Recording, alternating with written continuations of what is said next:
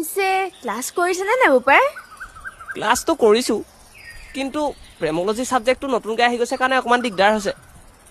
চাবা আকৌ, ৰিজাল্ট বেয়া হ'লে ঘৰত পিঠি ফালিব।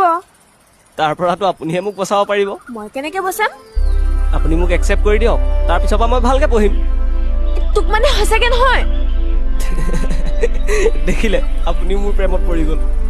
কি কথা ক'বলৈ আহিছ? নহ'লেনো আপুনি মোক তই বুলি ক'লেহেঁতেন নে? আজিৰ পৰা মই একোৱে নকওঁ, একদম এৰি থাকিম, হ'ব? অ'কে।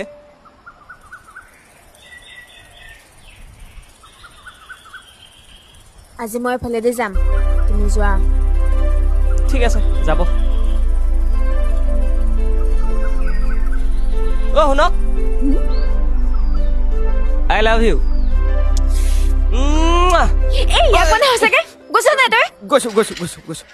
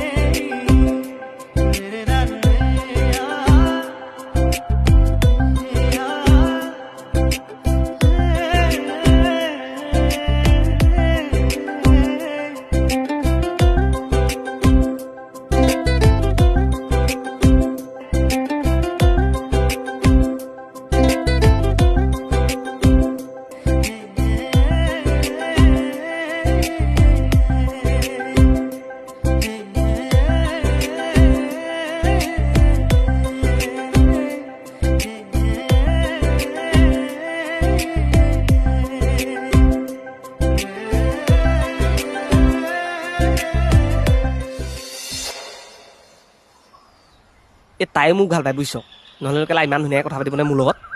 কৈছা এটা কথা আকৌ, কি? তাই তোক নিজৰ ভাইটি বুলিও ভাবিব পাৰে, তোক সৰু দিশতো কথা পাতিব পাৰে। এই নহয় অ', তাই মোক ভাল পায় কিন্তু দেখুৱাই দিয়া নাই ভাল পাওঁ বুলি।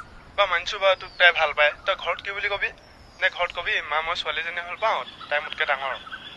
তাকেহে ভাবি চিন্তি চাবি দেই।